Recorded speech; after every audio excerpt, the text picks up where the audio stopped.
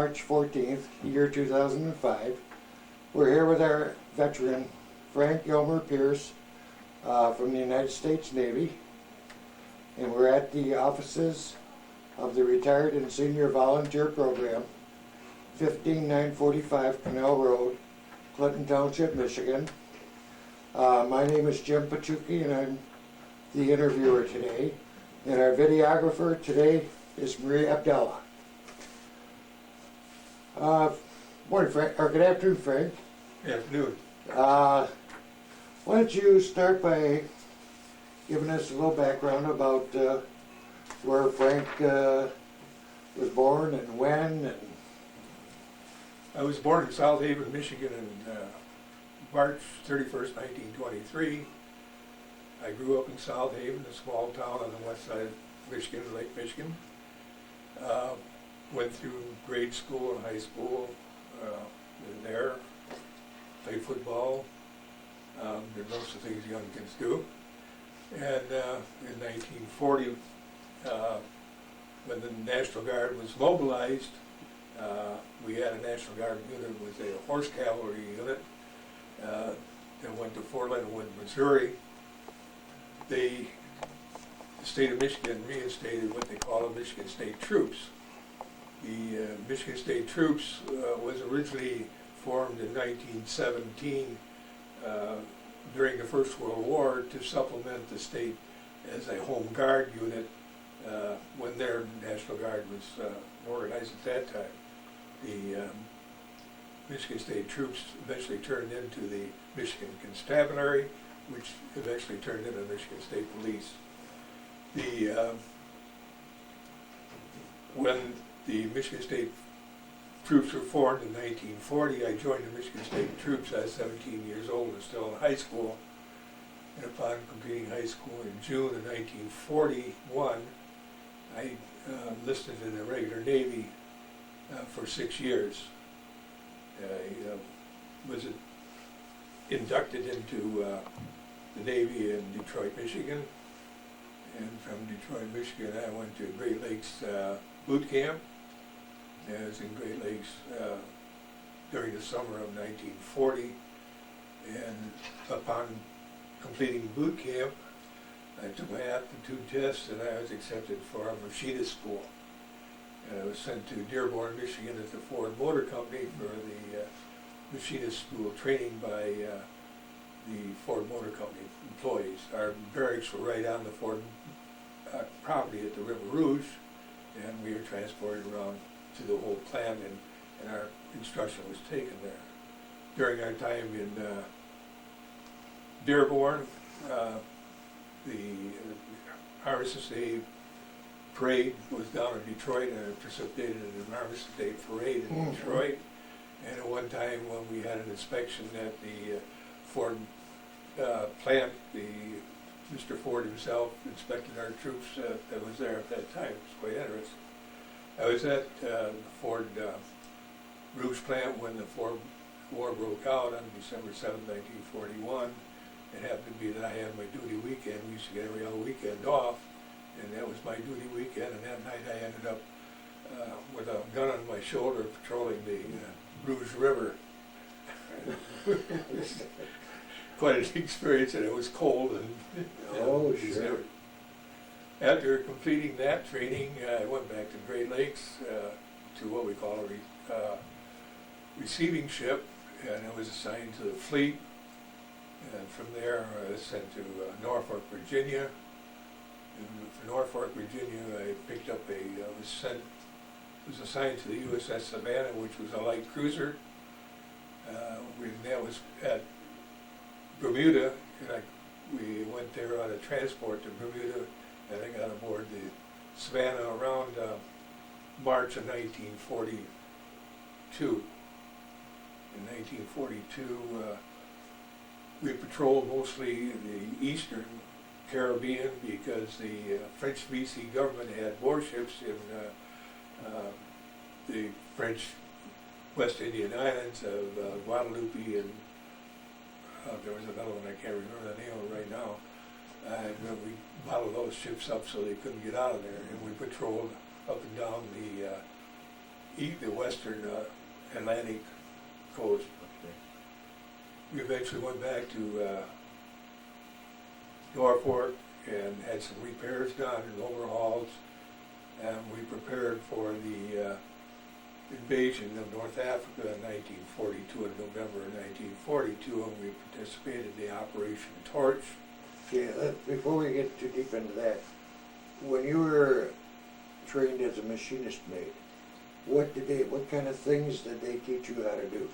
Well, at the machinist school in Dearborn, we worked on all kinds of lathes and machines, manufacturing machines, and rebuilding engines and different equipment that they had there, and instructed in. Mr. Ford was a hobbyist and had electrical generating plants throughout his entire life. He had them all over, and he had one there at the Ford Boots plant, and we were instructed in steam and maintenance and propulsion at that place. Okay, so how did this translate to what you needed to do on ship? Well, after I got aboard the ship, being that I had engineering experience going to the school, they sent me in the engineering division, and I went into the Boilermakers. I went into the boiler division, which was what they call B division aboard that ship. And that ship had, we had 8 boilers and 2 different fire rooms, and I was assigned to one of the fire rooms. And I eventually worked in the fire room, and then eventually went into the Boilermakers outfit of that and Boilermaking. For people like myself who have never been involved with boiler making, do you actually maintain the big boilers where the water was heated? Right, in so many hours you had on a boiler, you'd have to take them down and sometimes clean the fire sides out and the water sides out, and you had to know how to take them apart, the waters, take them apart and move that. We even had to rebuild our boilers from the inside when the brickwork on the inside of it, the insulation was damaged. You had to learn how to repair that, and we know that. I never dreamed there were brick on the inside. Well, there's brick and insulation, and in fact, there was a lot of asbestos insulation at that time, and diatomaceous brick and fire brick. It's all built up in layers to insulate it from the outside of the boiler. These boilers on that ship were what they call a closed fire room, where the whole fire room was under pressure. We brought air in from the outside through big downtakes and big fans and things that put a pressure on the boiler to keep the fire inside the boiler. Otherwise, you'd get black smoke or whatever if you didn't get enough oxygen to it. Right. But it also had a disadvantage because when the big guns went off, we had 15 6-inch guns, and if they had that big salvo like that, the concussion would blow the pressure back down to the fire rooms, and the fire could come out into the fire room itself. But on the newer ships they had was an open fire room. They couldn't happen like that because the boiler was all encased and the air was all encased in the boiler. Okay. After we left we prepared for the invasion of North Africa. At that time, it was the largest pre-invasion fleet that was assembled. We went to North Africa, and I was with the division that landed on the Port Leoti on the Atlantic side of North Africa. It's on the Atlantic side? In the Atlantic side. Do you remember how to spell Leoti? Port Leoti? Yeah, or just a guess, so when we transcribe, we get it somewhat correct.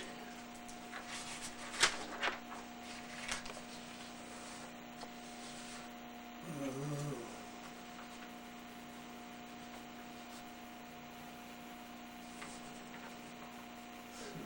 think I had it someplace, I can't. Well, if not, it would be something like L-E-O-T-I or something like that. It's L-E-Y, I think. L-E-Y. L-E-Y.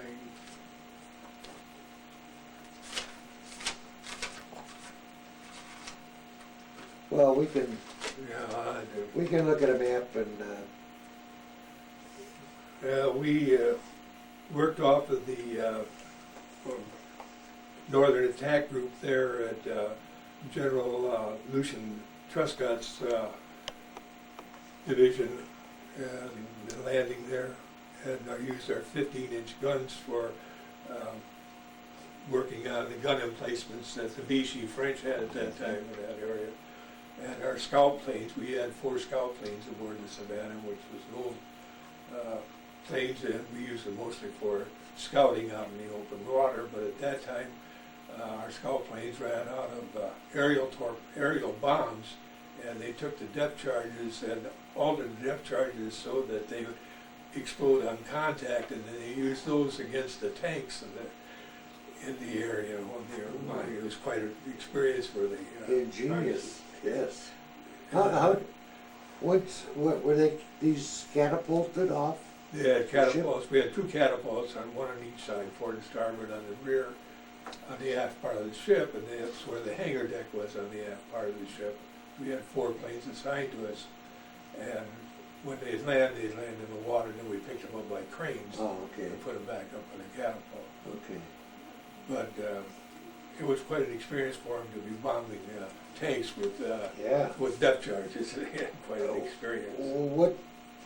When this invasion of North Africa was going on, were you, as a part of down in the boiler room, or I was in the fire room, so that was my... Were you aware of what was going on topside, or? We could hear the guns go off. It's about the only thing we could go. We couldn't hear them. We got the stories afterwards of what happened on the topside. What does a light cruiser do? Well, light simply cruiser, fire support, or? We did at that time. That's what they used them for, was fire support for the Army, and we used that. We had 6-inch guns, and we could put out a lot of shells at the time. We had 5-inch guns for anti-aircraft, and different smaller guns for anti-aircraft. Did light cruisers ever carry any troops or anything like that, or? No, we had regular divisions, and we had a detachment of Marines aboard, but that was just a small detachment of it. And most of ours was, if they'd call in for naval support, then we give them. We also did some work by silencing the shore batteries, and there was one of the destroyers was getting into trouble, and our ship came to its aid and destroyed the battery ashore that was shelling this destroyer. It didn't save the destroyer, and it saved the Ranger group that was landing at that time. Some of the, and this is just so people who might, remember any of the towns other than this Port Leone that people mentioned? I'm just trying to zero in on where this invasion. Well, Port Leone is in Morocco, I believe. It's in the Morocco part. Okay. And it's in the northern, where the Bulge comes out of Africa. Oh, okay. And there was a town by the name of Casbah, Kasba, that had the Vichy right there. There was another one, Medea, Meheddia, and then the airfield at Port Leone City. It's Layutey. We were there to, after that was in November of 1942. We went back to the United States, and from there we went to different ports for reassignment and repairs and so forth, and updating our radars and anti-aircraft, including them. We went to... was this mostly in Norfolk, or? visited both Norfolk, New York, and Boston, and all. Oh, We were okay. in all those different places. Okay. After we did, remember one time we got some new radar equipment, and we were down in the Chesapeake Bay, and they were doing sightings in the Chesapeake Bay, and the ship ran aground. Oh, jeez. We had a little problem getting it off, and it caused a lot of problems because underneath the bottom of the ship, there's a lot of intakes for cooling water and for the evaporators to make our fresh water, and all that had to be cleaned out. It was quite a mess after we got back in the dry dock. In Captain with the Newport troubles. News. It was something. From, after we got repaired there, we went to patrolling on the Western Atlantic, and we went to Recife, Brazil, which is on the bones of Brazil on the Atlantic side. And we worked out of there in February and March. In February, we patrolled with the USS Santee, which is a light CV carrier. It was, and the destroyers. We had two, I think it was two destroyers. One was the Everly, and I can't remember the other one. We patrolled back and forth between Africa and South America and Africa, where the bulges come out. We did that for a month of time.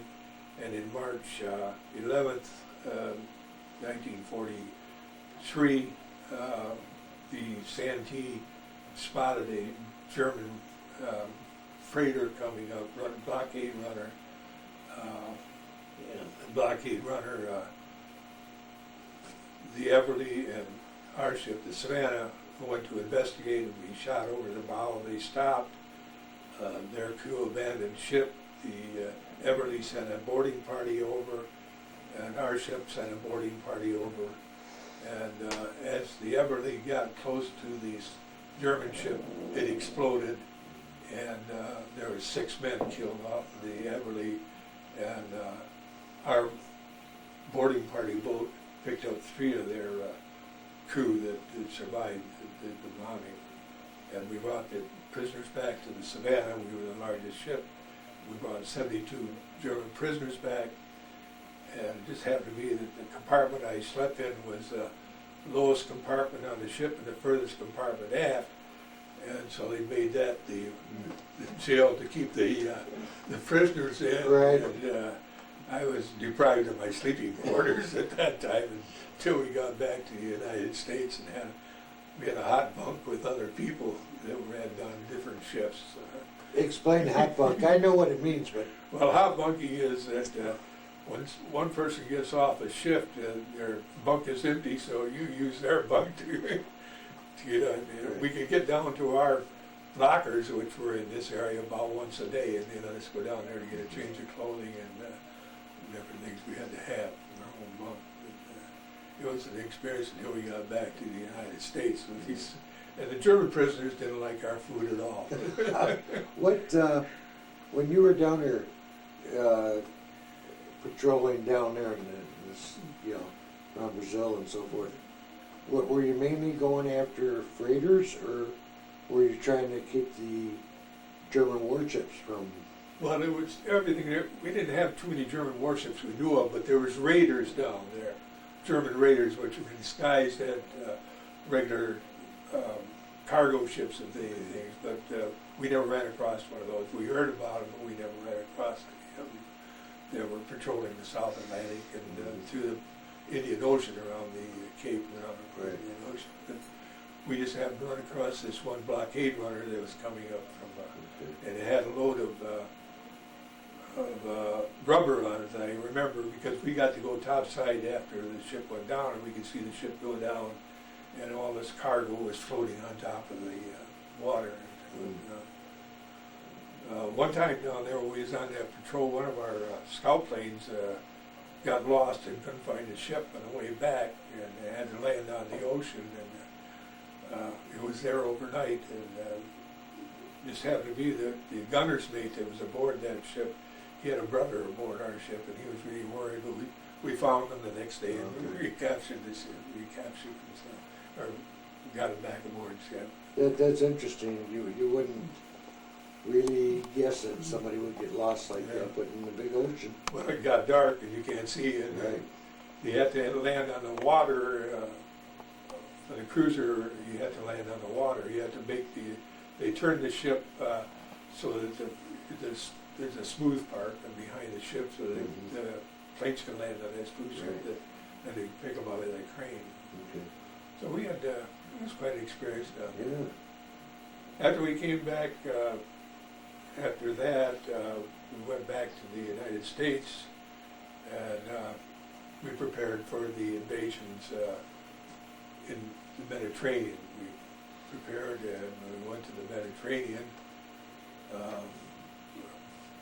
We went to Boston and back and forth, and then after we prepared, we went to Pearce, Algeria, Bizerte, and different areas there where we were preparing for the operation.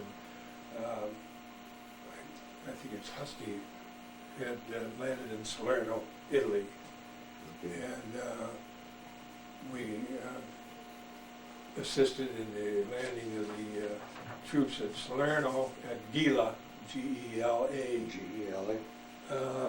And we were there and with the Army troops supporting them by use of our batteries against the infantry and against the tank divisions and railway artillery. Was this Patton's army that you were? Patton's army was the one that landed at Gela. Right. Okay. Yeah. Okay. We assisted them until they went through and supported the troops there at all times. After that, the operation there, we worked around with the troops all the way around to Palermo on the north side of Sicily, and supported the troops by our artillery against their infantry divisions, their tank divisions. What was the range of your 15-inch guns? I can't really tell you. I wasn't a gunner's mate. I don't know exactly the range. I think they could shoot over 6 miles. Yeah, so they could get inland quite a bit. Right. From, And our shells, because they were semi-fixed ammunition and not a shell with powder bags or anything, they could fire rapidly without, Okay. and they didn't have to depress the guns or elevate the guns. They could, at any position the gun was in, they could shoot it from. Where on the bigger size shells, the 8-inch and then up, you had to depress the guns right. to a certain level to load them, but ours they could load at any level. So Okay. we could put out a lot of shells. In fact, there was one time that they could put out, I think it was 155 rounds of ammunition they put out in 5 minutes or something like that. But that was only on a test. Yeah, but that's still. And Yeah. they did a lot. And we worked around the whole Sicily campaign until we went back and then prepared for this, invasion of Italy itself. When you were like around Salerno or were you ever given shore leave or at that time? So you got to visit any of these places? When we were in the Bizerte and Mirza El Gabir, we got to go ashore there. Okay. North Africa, we did quite a bit in North Okay. Africa. In fact, at one time in North Africa, when we was there, during this lull between the Sicilian campaign and the Italian campaign, we had an inspection by the King of England, Oh. King George Yeah. of England, The inspected our ship, and then there was a British battleship that was right alongside of us in the same pier that they Okay. were, and we were inspected by the King of England, and it was quite an experience to be inspected by the Pain in the neck. we had to clean the ship up pretty good. Of course, we had a lot of problems with it too, but we only noticed that the English only cleaned the one side of the ship, but that the captain could see, or the king could see from our ship. So, but that was quite an experience there in North Africa. After we did the preparations by assisting the Army in practice landings on North African beaches for the invasion of Sicily. In September of 1943, we went for the invasion of Sicily at Salerno. We assisted them on bombarding the coast there, and on November the 11th at 9:40 in the morning, our ship was hit by a guided missile on number 3 turret. It went all the way through the turrets, through all the ammunition handling rooms and everything. They exploded near the bottom of the ship on the port side, and the ship immediately took on water and started to go down forward. We went down about 20 feet, something like that, forward. But the watertight compartments kept the buoyancy there. We had 2 tugs that came alongside of us and assisted us in pumping water out, but it was a losing proposition because the water came in so fast, which was a good thing because it just flooded the magazine so they couldn't catch on fire and explode. But the Germans had a little surprise for us too. They had phosphorus pellets that were in this bomb that when it exploded, we brought them down, these pellets would come down through the big air intakes to the fire rooms and was causing us all kinds of problems by these fireballs coming down. We put them out by hand extinguishers and things like that. What, did it cause you problems by burning you? And Well, they didn't actually burn. We could see them coming down, and it was just like a fireball coming. They would try to catch the ships on fire, which would be, but we put out everything immediately. They had to abandon the number 1 fire room because the damage was right close to that firewall, and that bulkhead was a little weak. They abandoned that fire room. We lost all our pressures on all our boilers at that time when they cut everything off because when the relays hit all the electrical problems, went back to the engine rooms where the generators were, and they cut them all out. So we lost all our power aboard ship. The number 2 fire room, they didn't abandon, but they lost their steam. Our fire room, which was number 3, we weren't actually online making propulsion steam. We just made enough steam for our own auxiliary equipment and things that we had. We had, the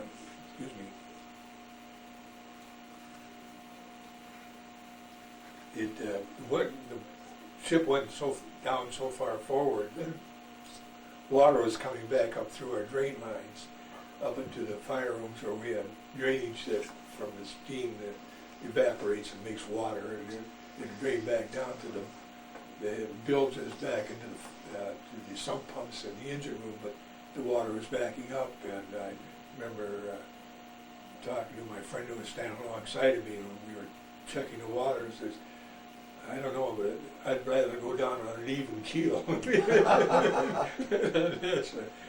We finally, they stabilized the ship, and then we got out. The fire rooms were under armored decking. There was armored decking above us, 6-inch armored decking above us, so we couldn't get out unless they let us go out. We could only get out certain times of the day. what, is there any way to describe what the feeling is by a group of men down in like this boiler room that, while they know what's going on? We knew what was happening because the ship started to go down forward and started to list to the port, and we knew we were hit because we could hear it, and then of course the fire was coming down on there. But we didn't really know what was happening topside, other than we knew we were hit and we were in serious trouble at that time.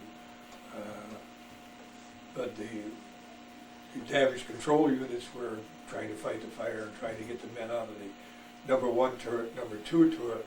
Number 3 turret was so badly damaged they couldn't get them. They did get some men out of the number 1 turret. Number 2 turret, I don't remember if they got very many men out of that or not, but the smoke and things got most of them. The concussion was so great it killed a lot of them. Sure. There was 208 killed on that, and about 15 wounded because there wasn't. Well, how many men are on a cruiser like the Savannah? It was around between 1,200 and 1,300 men. So you lost a large percentage of your, You know, it's took a lot of our men out. 20% of your, And most of them were the deckhands and the gunners, mates, and things like that. It was the only, there was only one engineering division that was up there, and they were the ones that made the fresh water. Our freshwater evaporators were in that area forward, so we cut out of fresh water until we got underway that night on the 11th, and we sailed to Malta, which is just on the southern end of the tip of Italy. We were on our way down there. There was 4 men that were trapped down in the flooded area. It was in an emergency radio equipment room, and they were trapped there. They got word to them for the voiced telephones that we had aboard the ship, and it happened to be that there was a line that came from topside that went down there, and they did be able to get some fresh water down to them, and some soup and things, but they were down there for 72 hours before they got them out. And they had to drill through the armored decking above this thing to get to them. And of course it was all flooded. Prior to that they had put coffer dams around, and there was all this fuel oil because our fuel oil tanks were, the explosion damaged the fuel oil tanks, and there's all kinds of fuel oil things around there, so they couldn't use high-powered machinery. They had to use some kind of drills that wouldn't ignite a spark or anything in that area that would cause problems. We got them out eventually, and we got into dry dock. But getting into Malta, I remember it looked like a burned-over forest land there, for so many ships were sunk in the Grand Harbor there in Malta, and all these masts sticking up out of the water. That to maneuver to get into the dry dock took us about a day and a half just to maneuver around these ships to get into the dry dock. these military ships or? You know, all kinds of transports and different things like that. Malta was probably one of the most bombed places there was on Earth at that time. And we got into the dry dock. Before we could set the ship down on the blocks in the dry dock, we had to dismantle the #1 turret because of the weight of the #1 turret. They thought they'd break the ship right in half when it went down on the blocks. So everybody had to abandon, get off the ship. The whole crew had to get off the ship when we put her down on the blocks. And the governor of the island called our captain and says, "Your crew's all over the island." And he radioed back and he says, "When they get hungry, they know where home is." That's true. So we had to stay off until we got her on the ship done. And the dry docks were even in bad shape because the Germans had bombed it so many times. And we stayed there for about 3 months repairing the bottom of our ship until December of 1943, when we made it back to the United States by stopping at a number of different places because a lot of our fuel oil tanks were destroyed, and we didn't have the range at that time. We had kind of island hopping. We went to different places and refueled at sea, back to Bermuda, and finally made it back to New York, or made it back to Philadelphia. What does a crew do while you spent 3 months in Malta? Well, we got to explain, we got to examine the island. Malta was part of the Knights of the Crusades back in the Knights of the Hospitallers of St. John's. They had some wonderful cathedrals there, and really an old place and really historic areas, and it was quite interesting to be there. It's where the Knights Templar are, isn't it? Right, the Knights Templar, and it was really, we got to go into some of the cathedrals and things, but they had all the jewelry and everything really down low, and they wouldn't let it out because it was still during the time of the war, and they figured it was going to get damaged. But we could get to see a lot of the altars and the different parts of the big cathedrals. It's really great. Yeah, it'd be interesting.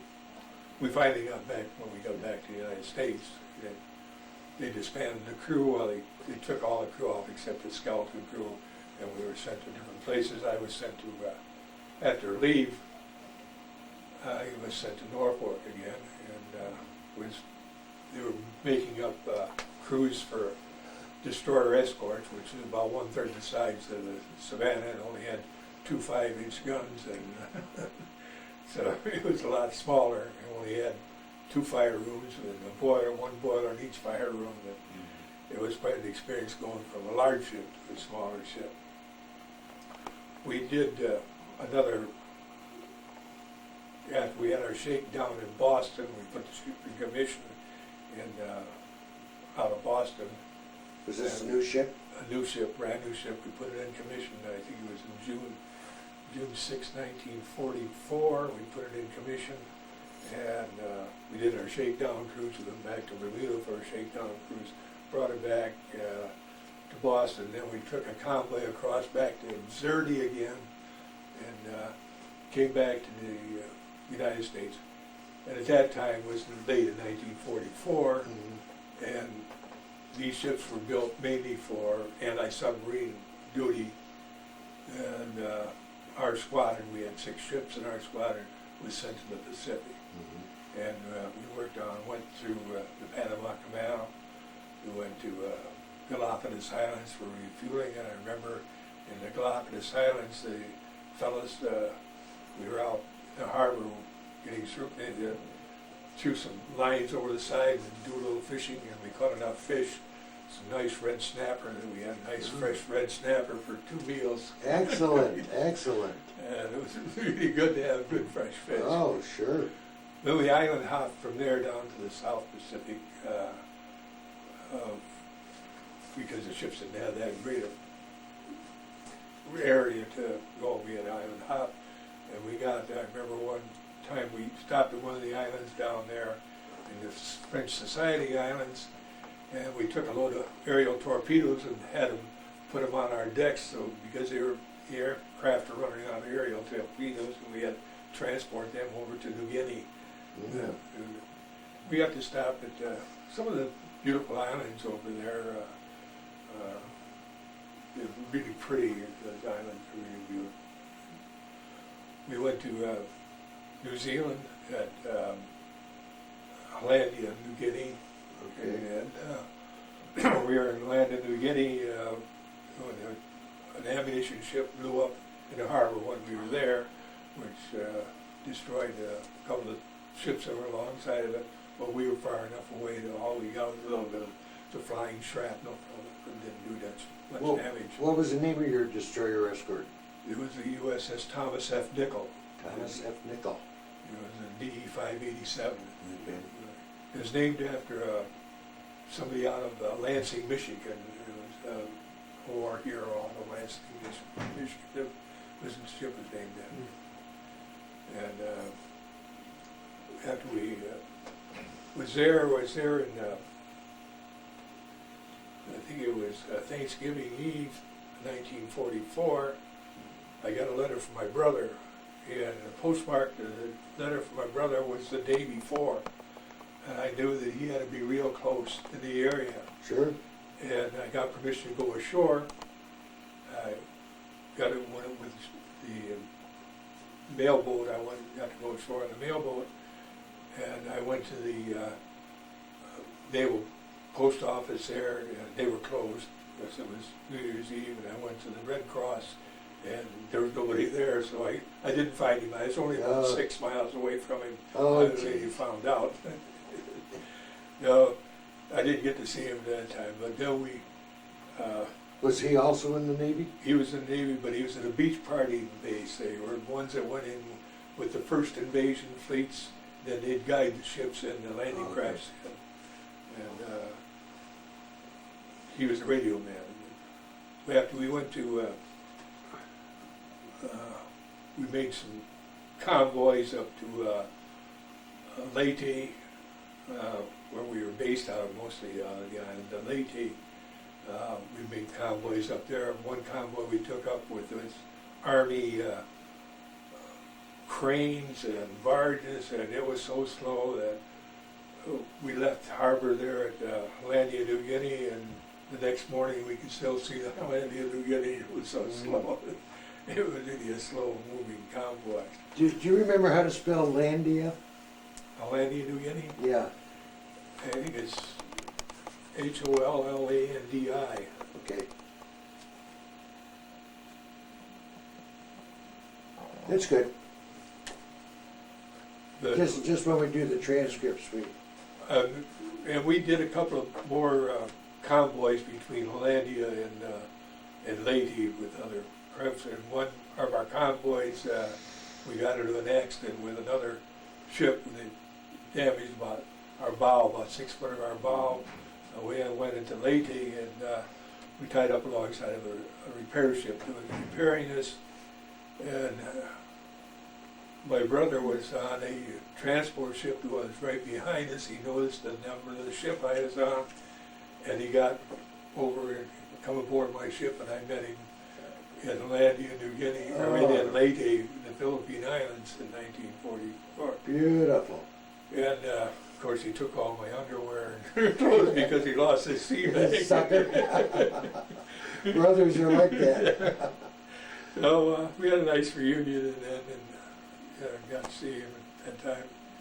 And we worked all around the Philippine Islands during that time. They were still fighting in the Philippines, and they were fighting in Leyte and Samar and all the rest of the islands. And we did patrol works around there, mostly anti-submarine patrol, which we call ping patrol. They use the sonar systems out in the oceans.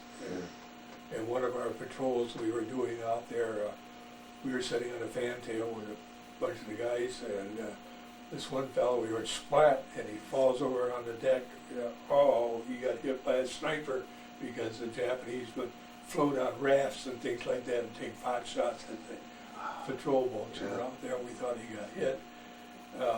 We took him down to the sick bay, and they brought the projectile down. It was a frying fish. Caught him right in the eye. Right? Wow. He had the biggest black eye the next day ever. Jeez. So, that's pretty high to get up to the face. yeah, they'll fly up pretty high and come up. They see the fluorescence alongside the ship. When the ship goes through, it makes a fluorescent, and they fly towards that. We worked around all the islands until 1945, when they made the invasion of Luzon at north of Luzon at the what's the name of the place now that was there. And we were at we did the invasion of the island of Luzon. It's north of Manila. When they first went into the main island of Luzon.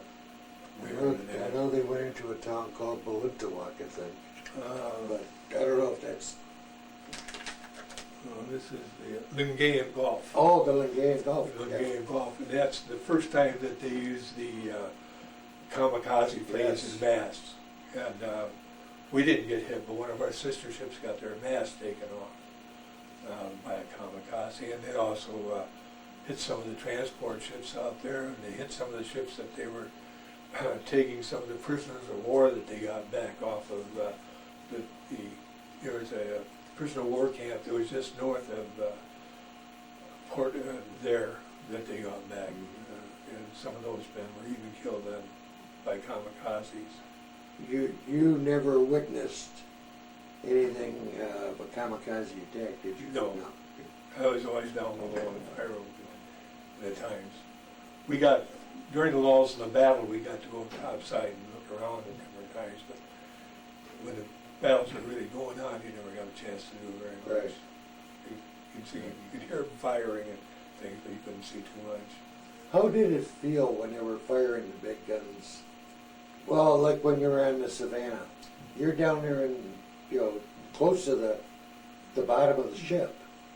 You couldn't, the only thing you could tell was by the concussion of the planes. And they would kind of warn you when they're going to do it, because we had to crank the blowers up to put more pressure on the fire room so the concussion wouldn't blow the smoke back down through the fire room and give us problems by the fire coming out of the firebox. Yeah.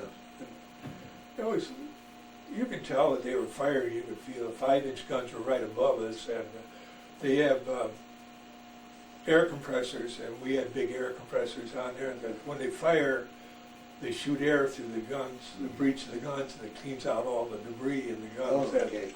And we had two different types. You had low compressor and high compressor air compressors. And in the fire room I had was in had the big high compressor air compressors.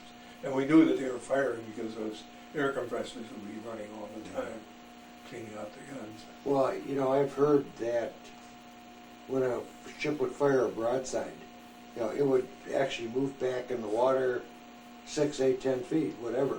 I couldn't tell you. And, you know, I'd wonder, well, if somebody's down in the bowels of a ship and they fire and it moves. You could feel the ship rock a little bit. Okay. You couldn't really feel it because Okay. the ship was pretty good size. It was Sure. rated about 9,000 ton, 9,000, Right. between 9,000 and 10,000 ton Okay. displacement. So they're pretty good size. Yeah. But after we did the invasion of Luzon, we worked around and we were in what they call MacArthur's Navy. After that invasion of Lingayen Gulf, we went back to Leyte, and we mostly worked out of Leyte around the islands, all the islands of Philippines. There's a lot of them, and we would deliver mail and different things to support the troops. And, we were in what they call the MacArthur's Navy because he had mostly control of us at that time over there. When you were in the Lingayen Gulf, he was aboard a cruiser at that point, I believe. I know, Going towards Luzon, wasn't that where? I don't know where he's at in Lingayen Gulf. I know when they made the invasion of Leyte, he went ashore in Leyte. Okay. But that was during the invasion, and the invasion had already taken place in Leyte. Okay. We got to go ashore in Leyte a number of times. They had a recreation area there for us that we could go ashore and get ashore. One time down in Landia, New Guinea, we went to an R&R. It was on top of a mountain where we went to stay for a night. They let us go up there and stay for a night to get off the ship. And that's about the only time we got off the ship. Was about, maybe I got off the ship about 5 times of the time we were in the Philippines and Leyte. But after we did the invasion of Luzon, we did all this patrol work around the area, and they made the invasion of Okinawa. We didn't do the invasion of Okinawa, but we took a convoy up to Okinawa, and after we dropped the convoy off, we were on our way back. That's when one of these major typhoons had hit Okinawa, and we rode that typhoon out for 4 days getting back to Luzon, or to Leyte. Did some damage. A lot of ships were damaged in that typhoon on Okinawa itself, and a lot of them were sunk outside of Luzon because they lost power. What happened to me that we just had refueled in Okinawa, so we had enough fuel that we could ride her out, because you have to either go into the typhoon or out of the typhoon. You can't turn sideways in Right. it. And so we rode it out, and we got a little damage. Our motor whaleboat was damaged, and we lost some of the life rafts, and some of the rigging was damaged. We got back to Leyte.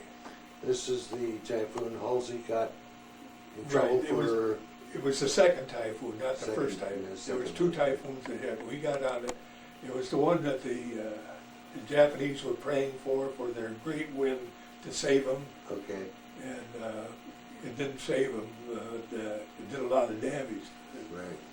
And we went to back to Leyte, and we were in Leyte doing patrol work. And we were around there, and we got into a bunch of a mother sub with the chitin torpedoes, the Japanese kamikaze torpedoes, they call them Kitons. And we sunk one of Oh, you did? the Chiton torpedoes that got there. We were at sea when the war was over. This happened to be, we were at sea when the war ended, and got to turn our lights on. Get out of here.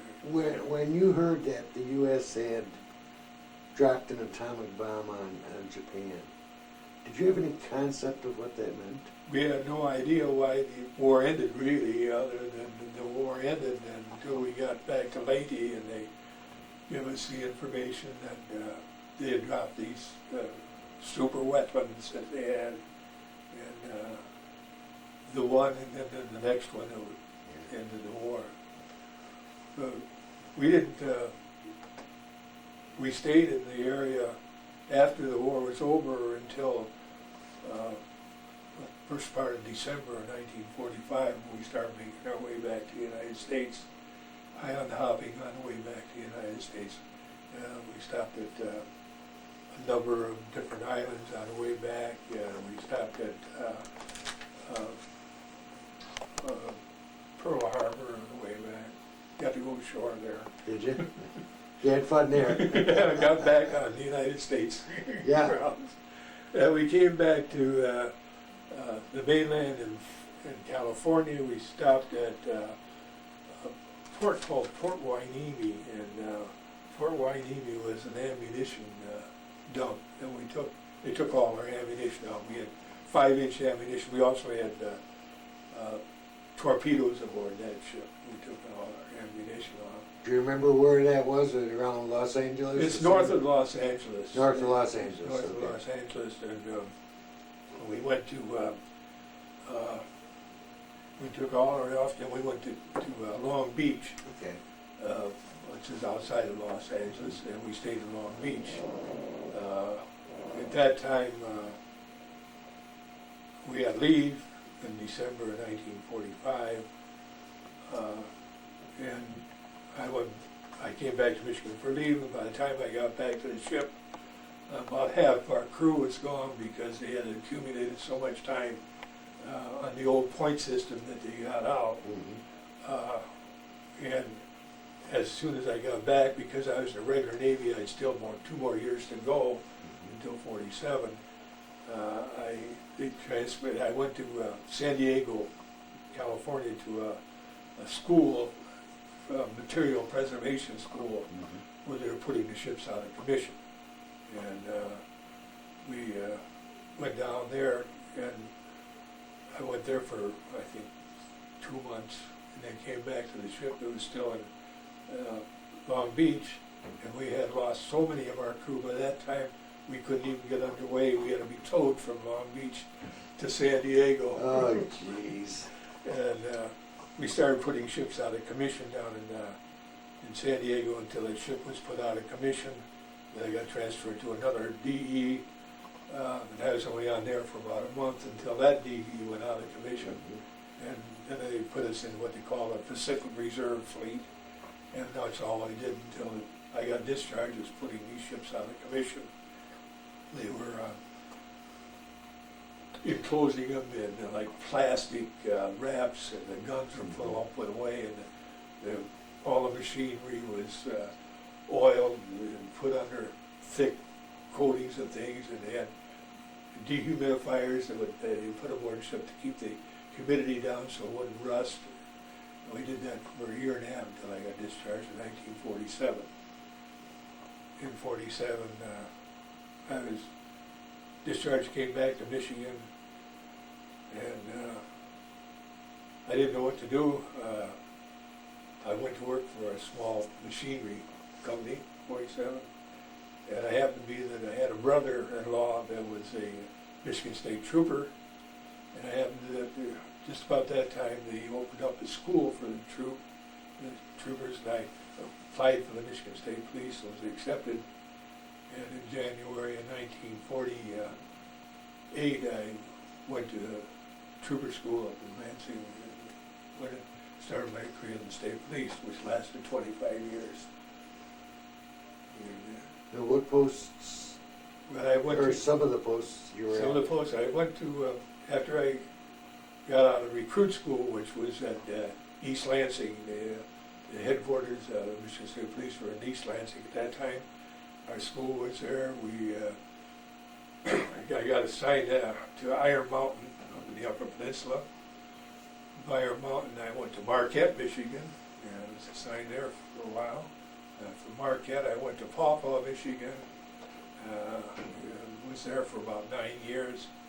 And I went to East Lansing and was there for a couple of years when I made corporal.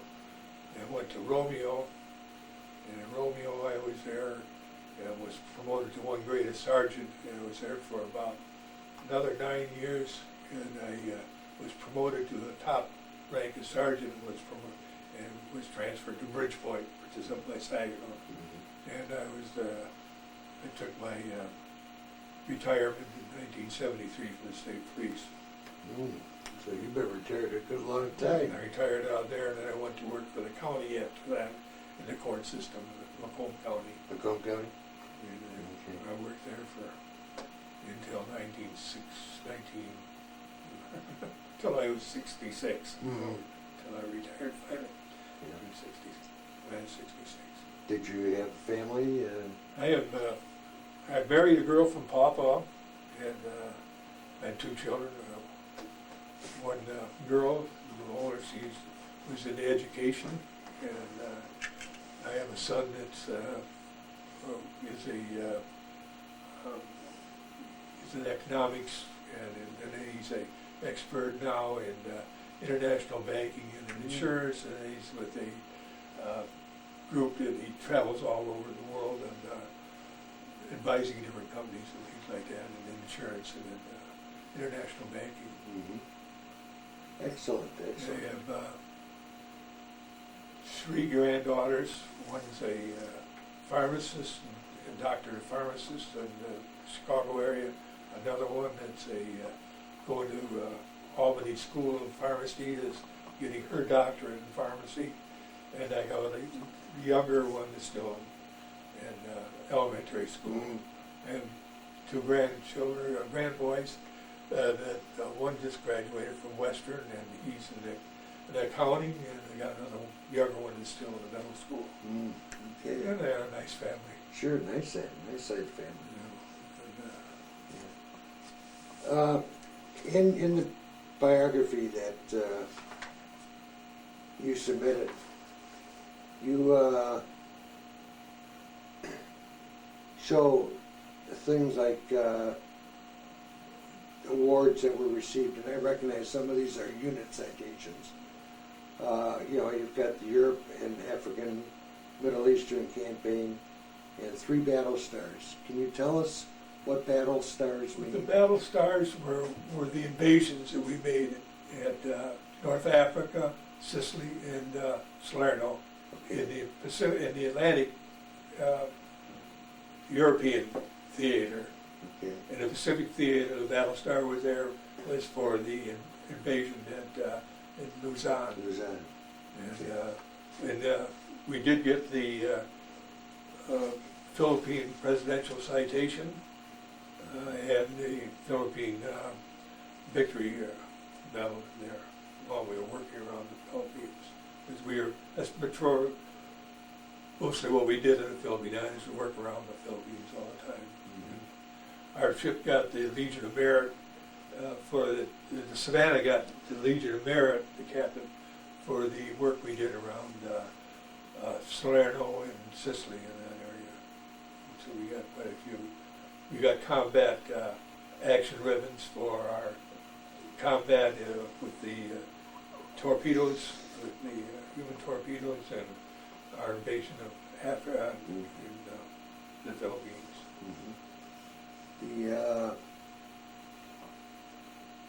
The human torpedo type thing, which, if I remember correctly, they had 2 people in, and it was a kamikaze torpedo. Right, it was a kamikaze torpedo. Yeah. I didn't, I'm sitting here thinking to myself, I'd never heard of a destroyer escort getting one of those. Was it with depth charges? Depth charges, right. the depth charges are shot either the side of the ship or they roll off the back. Right. Well, our depth charges were only 300 pounders. They weren't the big 600 pounders that they have on the big destroyers. And they were fit with rings around them. They were built like a bomb. They were the shape of a bomb. And they had rings around them so they'd roll in the racks. Well, we got in these storms and things that the ship got bounced around so bad that they flattened those rings out. And they had to shove them off the back by using their feet. They had to shove them through the racks with their feet. When we got these human torpedoes, they were right on the surface of the water. Well, you set the torpedoes to explode by the pressure, the water pressure against the diaphragm inside the torpedo, or the depth charge. And we were setting them to go off just about as soon as they hit the water. Well, in the fire rooms, it's just like being in a submarine, because you're right alongside those depth chargers when they go off, and it would cause a lot of consternation for you down in the fire rooms. The depth chargers went off. It would peel off paint and break glasses and break out light bulbs and different things in the fire rooms when they went off, because it went off so close to the ship and so shallow in the water. Normally when we drop them, you're dropping at maybe 200 or 300 feet, and you don't feel them, but when you're dropping them only at 30 to 60 foot of water, it caused a lot of problems aboard the ship. What was your scariest moment? Oh, I really think that the most fear I thought at all was when we were when the bomb hit us in Salerno, and the ship looked like it was going to go down, and we had no way of getting out of the fire room at that time. The water would have been above us if it broke out to broken through. That was probably the most scariest time. We had a lot of, in Sicily, we had a lot of bombing by the Nazis. The Germans bombed in Sicily when we were doing the invasion of Sicily. They would bomb all the time. And you were under constant bombardment, and you could feel the bombs go off on one side. And feel your ships responding to the... Well, we knew we were underway, because in the fire rooms, you had to respond to what the ship was doing. You had to make the steam. They had bells in the fire room that could tell what speed you were doing and what kind of maneuvering you were doing, because you had to make the steam to propulse the engines. But we knew what was actually taken on other than. But there was a lot of bombing in Sicily. Not so much bombing that I remember, other than getting hit in Salerno. But another ship got hit. Well, there's 3 ships besides us that got hit. The Philadelphia, which is a sister ship, the one I was on, that was a light cruise, that got a near miss, and they had to kill a couple.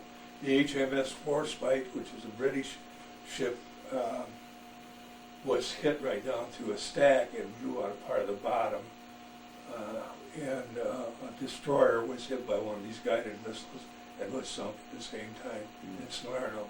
It happened to be that the Warspite made it to Malta and tied up in one of the dry docks alongside of us, and we got to know some of the fellows on the Warspite. Oh, cool.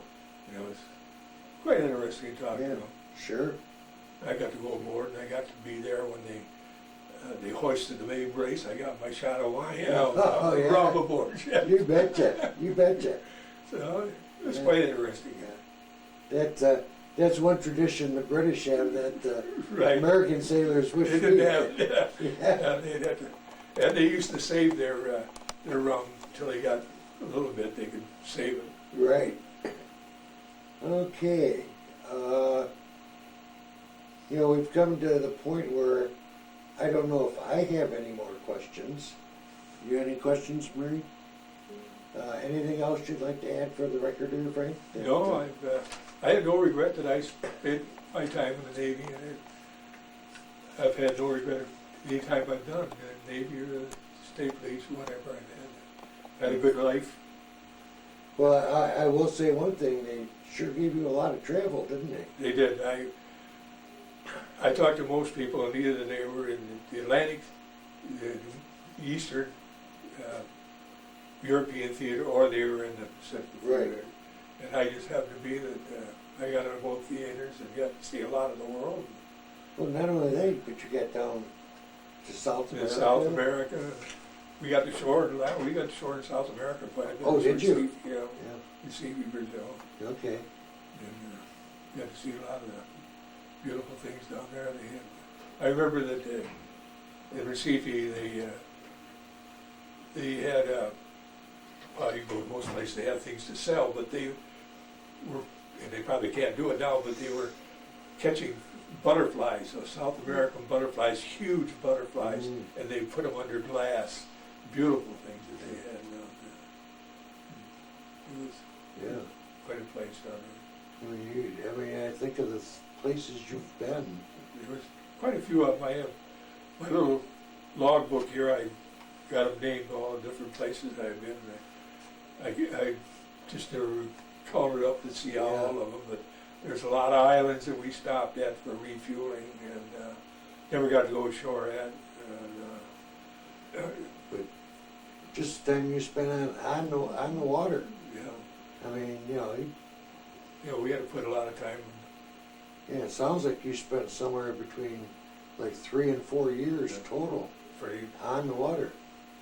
and just about 2 years on the cruise on the destroyer Esco, we were Yeah. on the water most of the time and Yeah. didn't get off. And especially out in the Pacific, we didn't get off very much. And of course, we never came back to the United States when I was out in the Pacific. We stayed out there. Yeah, but that's a long time to be out there in a small ship. Yeah, and it was quite small. There was always we always had a thing to say that we got 120% when we were at sea, because we got 20% for overseas pay, we got 50% for flight pay, and 50% for submarine duty. Because it was like a cork on the water. Oh yeah, I mean that's It was awful small. We got into some of those storms and things. that's about the smallest ship, It would be about the smallest ocean-going ship. ocean-going ship that they had. Yeah. Right. Yeah. They had smaller ones, but they were mostly used for intercoastal Right. things like the minesweepers and things like that. But ours was, for ocean going, was probably about one of the Right. smallest. We were only about 300 foot long and maybe 30-some foot wide. We weren't very big, and we only carried a crew of 200 aboard there. Yeah. So it was quite small. Had to be a little up and downy at times. It got a little rough when we got Yeah. in fact, when we got it through this storm that we got through with the typhoon out there, the footprints were on the wall about after the overhead, because the ship was. Did you lose any close friends? I never lost any close friends Okay. in the service. I lost friends that were killed. A cousin was killed in Europe, and a real close friend was killed in Europe. But none that I was with, other than that, I didn't know any of the ones that were aboard my ship. They were in different divisions that I was in. Yeah. So you, from that standpoint, you were pretty lucky. Right, I was lucky that Yes. I was lucky to. My wife said you were lucky to get out of the ship. Well, I guess we were, but the watertight compartments held, which they made during the time to give it buoyancy, so we could keep afloat. Okay. Well, if you have anything to add, No, just those two things that I gave you that I'd like to report. One that the captain gave the eulogy for our ones that were killed in Salerno, and then when he departed our ship in Malta, that he was quite perturbed in Malta because they were burying our dead in mass graves, and he didn't think that was right, because In Malta, that's what they do, they bury them in mass graves, because Malta itself is just a big rock. Right. And so the rest of them, they buried at sea out in the Mediterranean when they could do that. Now, I guess they can't do that, but they did at that time. The Right. rest of them, they buried at sea. And he made a eulogy, which is quite touching. Well, as I indicated, we will submit these for the record as a part of the package, and we'll make sure it gets to the Library of Congress. That'd be nice. Yes.